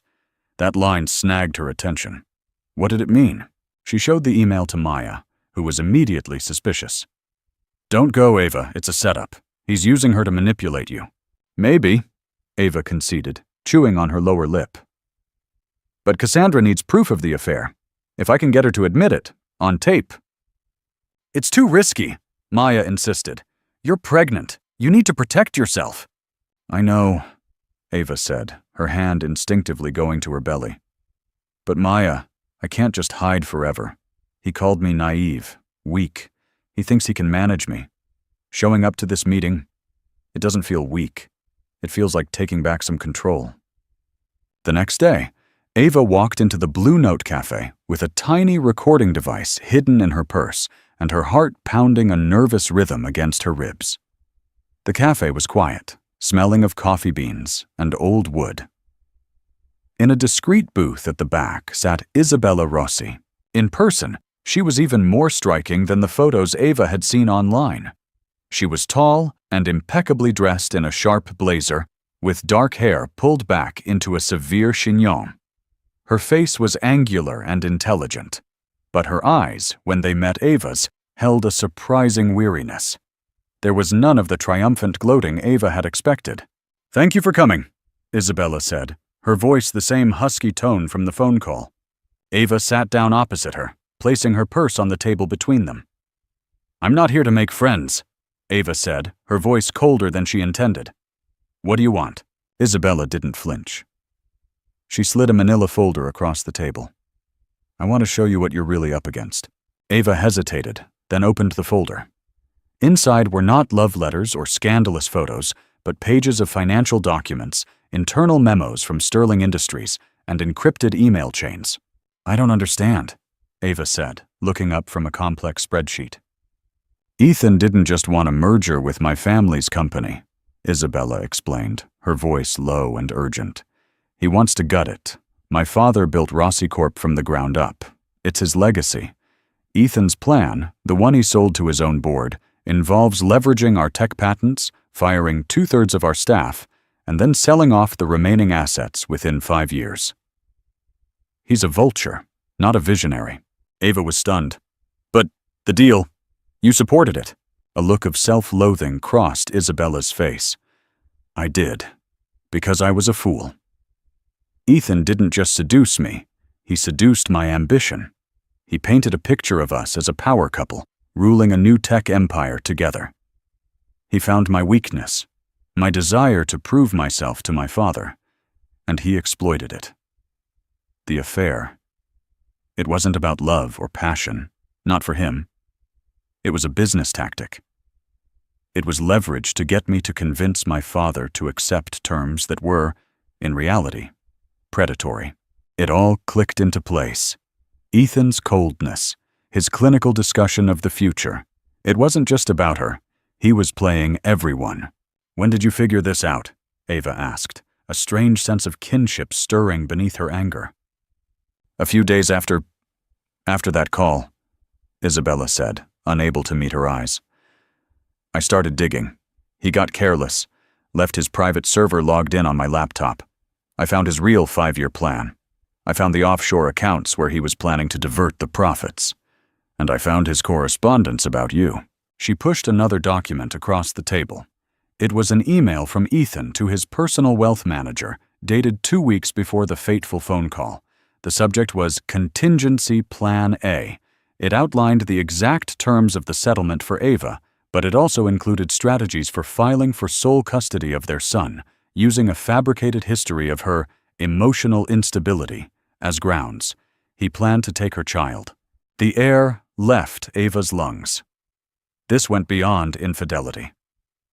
This was a level of sociopathic cruelty she could never have imagined.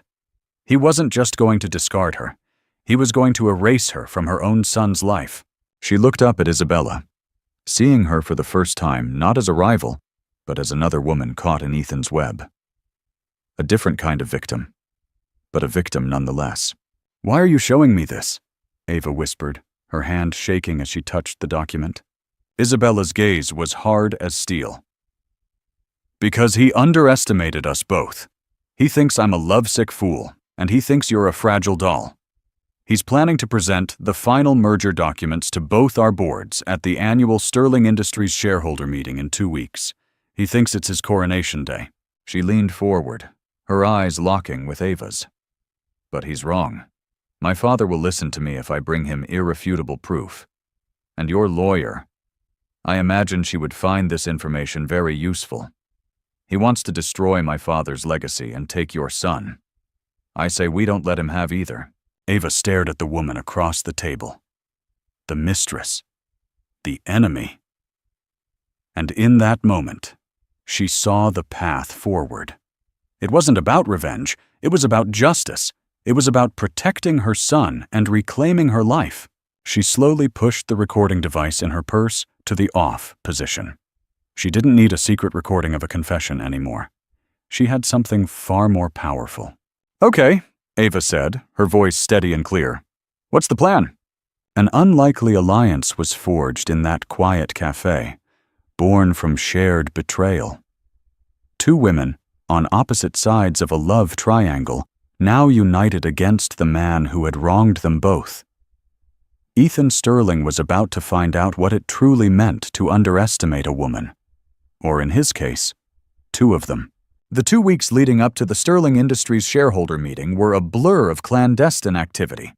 Ava's life, once defined by prenatal yoga and nursery decorations, was now a whirlwind of encrypted calls, late-night strategy sessions with Maya and Cassandra, and covert meetings with Isabella. The Greenwich Village apartment became their war room. Charts and timelines covered one of Maya's walls, mapping out Ethan's corporate structure, his key allies on the board, and the timeline of his deception. Isabella, with her insider knowledge, was the architect of their strategy. Ava, with her intimate understanding of Ethan's psychology, provided the human intelligence. Maya and Cassandra were the legal artillery, preparing the cannons. It was a strange and powerful dynamic. Ava learned to compartmentalize her pain, channeling her heartbreak into a laser-focused determination. Working with Isabella was not easy. Every time she looked at her, she was reminded of the intimate words she'd overheard on the phone. But with each piece of evidence they uncovered, her personal resentment was overshadowed by the sheer scale of Ethan's treachery. He hadn't just cheated on his wife. He had defrauded his future partners, misled his own board, and planned to cruelly strip a mother of her child. Isabella, for her part, was relentlessly focused. She was driven by a cold fury and a deep need to protect her family's legacy. She provided Ava and Cassandra with a treasure trove of evidence: Ethan's hidden 5-year plan, the details of the offshore accounts, and damning email exchanges between him and a notoriously ruthless corporate raider, a man named Liam O'Connell, who was clearly his silent partner in the scheme. "O'Connell is the shark," Isabella explained during one late-night meeting, pointing to his name on their chart. "He specializes in hostile takeovers. Ethan brings him the target, Rossi Corp., and O'Connell provides the back-channel financing to gut it. They both stand to make a fortune, while Sterling Industries takes all the public-facing risk." Cassandra Vale's eyes gleamed. "This is better than an affair. This is conspiracy to commit corporate fraud. It invalidates entire sections of the prenuptial agreement. It gives us leverage I never dreamed of." While Isabella and the lawyers focused on the corporate assault, Ava's role became more personal. She began reaching out, subtly, to the people Ethan had dismissed. She had lunch with Ethan's former executive assistant, a woman he had fired for a minor mistake months ago. Over salads, the woman tearfully confessed that Ethan had forced her to book his hotel suites for his meetings with Isabella and to falsify expense reports to cover his tracks. She had emails. She was terrified, but willing to talk. Ava also reconnected with a few of the board members' wives, women she'd met at charity functions. She didn't reveal her hand, but she spoke of her concerns for the company's direction, of Ethan's recent erratic behavior. She planted seeds of doubt, leveraging the very social network Ethan had expected her to be a passive ornament in. He thought her world was small. He never realized how observant she was within it. One evening, as Ava was sketching in her notebook, an idea struck her. It was audacious, risky, and deeply personal. "Cassandra," she said during their next call, "what if we go after the one person Ethan is truly afraid of?" "And who might that be?" Cassandra asked. "His father," Ava replied, "Arthur Sterling." Arthur Sterling was the patriarch, the founder of the empire. He was old school, a man for whom reputation and legacy were everything. He had officially retired, handing the CEO reins to Ethan, but he remained the chairman of the board and its moral compass. He adored Ava, seeing in her the stable, grounding force his ambitious son needed. "He'll never believe it," Isabella cautioned from across the room. "Ethan is his golden boy, his heir." "He won't believe rumors," Ava countered. "But he is a man of honor. If we present him with undeniable proof of a plot that would tarnish the Sterling name forever, he will have to act." The plan was set. They would not wait for the shareholder meeting. They would preempt it. They would request a private emergency meeting with Arthur Sterling. Cassandra drafted the official request.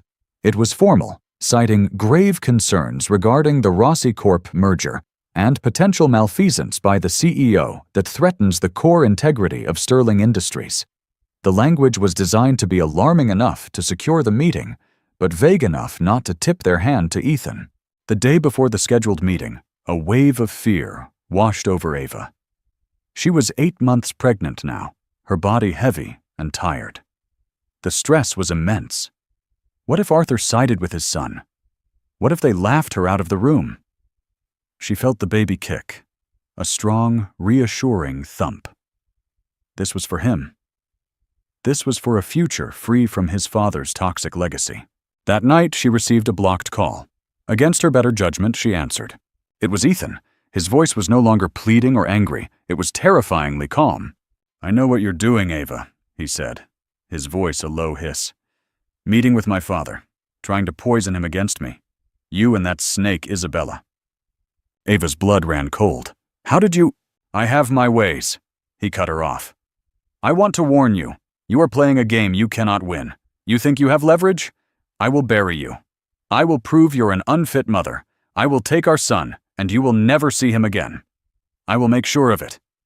Drop this, Ava. Walk away with the settlement, and maybe I'll be generous with visitation. This is your last chance." The threat hung in the air, vile and terrifying. But hearing it, so bald and cruel, something inside Ava solidified. The last vestiges of the woman who had loved him, who had mourned him, vanished. All that was left was a mother protecting her child. "I'll see you at the board meeting, Ethan," she said, her voice as calm as his. "And you'll see exactly what kind of game I'm playing." She hung up the phone, her hand steady. The storm was no longer gathering. It was about to break. The Sterling Industries headquarters occupied the top 20 floors of a skyscraper in the heart of the financial district. The main boardroom was on the 75th floor, a space designed to intimidate. It was a cavern of mahogany, chrome, and black leather, with a panoramic view of the city that made the world outside seem small and insignificant. Arthur Sterling sat at the head of the long, polished table. He was a man in his late 60s, with a full head of white hair and eyes that still held the sharp, assessing glint of the titan of industry he was. He looked severe, his expression unreadable. To his right sat a grim-faced Ethan. The other board members, a collection of stony-faced men and women in their 50s and 60s, lined the sides of the table, their folders closed before them. The emergency meeting had been granted. The atmosphere was thick with tension. "Thank you all for coming on such short notice," Arthur began, his voice a low rumble that commanded attention. "My son's fiancée, Ms. Chen, and Miss Rossi of Rossi Corp. have requested this meeting to discuss matters they claim are of urgent importance to the future of this company. I will admit, I find this highly irregular." He fixed his gaze on Ava. "Ms. Chen, the floor is yours." Ava stood, her pregnant belly a prominent, silent statement. She felt 100 pairs of eyes on her, judging, questioning. She saw Ethan watching her, a smug, contemptuous smirk on his lips. He thought this was the desperate, emotional act of a scorned woman. He was about to be corrected. She took a deep breath, her gaze meeting Arthur Sterling's directly. "Thank you, Mr. Sterling, and members of the board," she began, her voice clear and strong, echoing slightly in the silent room. "I know my presence here is unusual. You know me as Ethan's fiancée, the future mother of his son. You see me as a private person, separate from the business of this company. Ethan himself has often reminded me of that separation." She paused, letting the words hang in the air. "But I am here today because I have learned that his private actions and his business dealings are not separate at all. In fact, they are one and the same, and they are built on a foundation of deceit that threatens to destroy the reputation and integrity of the Sterling name." Ethan scoffed loudly. "Father, this is ridiculous. She's distraught. Our personal issues have no place here. This is a private matter being aired out to embarrass me." "Is it, Ethan?" A sharp voice cut through the room. Isabella Rossi stood up, poised and formidable. She held a tablet in her hand. "Is your plan to systematically dismantle my family's company and funnel the profits into an offshore account with corporate raider Liam O'Connell a private matter?" A shocked murmur went through the room. Ethan's face went pale. "That is a slanderous and unfounded accusation," he blustered, rising from his chair. "Is it?" Isabella said coolly. She tapped her tablet, and the large screen at the end of the boardroom flickered to life. It displayed an email chain. The header was clear. From E. Sterling to L. O'Connell. Subject: Rossi Acquisition. Phase 2. Asset Liquidation. The board members leaned forward, their eyes wide. Isabella calmly narrated as she scrolled through the damning correspondence, the 5-year plan to gut Rossi Corp., the list of assets to be sold, the Cayman Islands account number. This is fabricated," Ethan sputtered, his voice cracking. "She's a jilted lover trying to sabotage the deal." "Am I?" Isabella countered. "Then perhaps you can explain this." She switched the screen to show the detailed wire transfer requests to his personal wealth manager, the ones outlining the very settlement he had described on the phone call. And then, the final, most damning document, the custody strategy. Grounds for sole custody, document history of emotional instability, pre- and postpartum, cite lack of familial support, position as a more stable financial and emotional guardian. Ava spoke again, her voice resonating with quiet power. "He wasn't just going to leave me. He was going to use the resources of this company to take my son and paint me as an unfit mother, all so he could continue his life, unencumbered, with Ms. Rossi, a partnership he was also deceiving." All eyes turned to Ethan. The smugness was gone, replaced by a wild, cornered panic. He looked at his father, his face pleading. "Father, you can't believe this. It's a lie. They're conspiring against me." Arthur Sterling had remained silent throughout the presentation, his face a mask of stone. Now he looked at his son, and for the first time, Ava saw a flicker of profound disappointment in his eyes. He looked less like a chairman and more like a heartbroken father. "Is it a lie, Ethan?" Arthur asked, his voice dangerously soft. "I have a long-standing relationship with the head of forensics at Kroll. It would take them less than an hour to verify the authenticity of these server logs. Shall I make that call?" Ethan's composure shattered. The silence in the room was absolute. He looked from his father's stony face to the shocked and disgusted expressions of the board members. He looked at Isabella's cold fury and at Ava's steady, unbroken gaze. He was trapped. Utterly and completely. He sank back into his chair, a broken man. He didn't say another word. Arthur Sterling stood up, his presence filling the room. He looked around the table at his board. "It is clear," he said, his voice heavy with authority and sorrow, "that my son is no longer fit to lead this company. He has acted without integrity, without honor, and has put the entire future of Sterling Industries at risk with his reckless and fraudulent behavior. I will be entertaining a motion for his immediate removal as CEO and his resignation from this board." A board member immediately spoke. "I so move." "Seconded," said another. "All in favor?" Arthur asked. A chorus of ayes filled the room. It was unanimous. In the span of 10 minutes, Ethan Sterling had lost everything. His company, his reputation, his future. Ava didn't feel a sense of triumph. She didn't feel joy.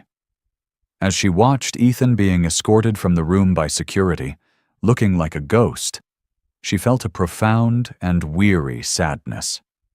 A sadness for the man he could have been, for the love she thought they had, and for the life that had been so cruelly revealed as a lie. She had won. But the victory felt heavy.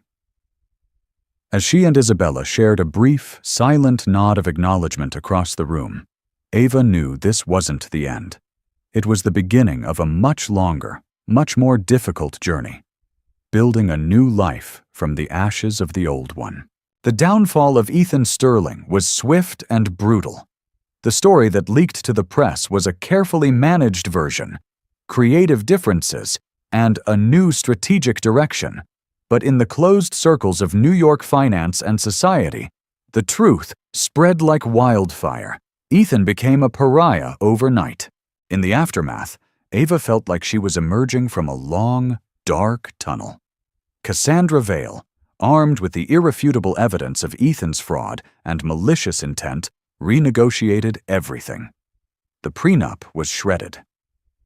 The settlement Ava received was not the dismissive payoff Ethan had planned, but a substantial private transfer of assets that ensured she and her son would be secure for life. More importantly, it included a legally binding agreement, signed by a humbled Ethan, relinquishing any future custody claims and agreeing to supervised visitation only, at Ava's sole discretion. She had protected her son. That was the only victory that mattered. Isabella Rossi, having saved her family's company, returned to Italy to help her father restructure and fortify it against future predators. Before she left, she and Ava met one last time for coffee. "I'm sorry, Ava," Isabella said, her gaze direct. "For my part in all of this, I was blinded by ambition. I never considered the human cost." "He played us both, Isabella," Ava replied, a newfound sense of peace settling in her. "We were just pieces on his chessboard. The only thing we can do now is refuse to be pawns in anyone's game ever again." They parted not as friends, but with a hard-won mutual respect. Two women who had briefly been adversaries, then allies, now survivors. Ava did not stay in Maya's apartment. With a portion of her settlement, she bought a beautiful, light-filled brownstone in Brooklyn. It wasn't a penthouse with a view of the park. It was a home with a small, overgrown garden in the back.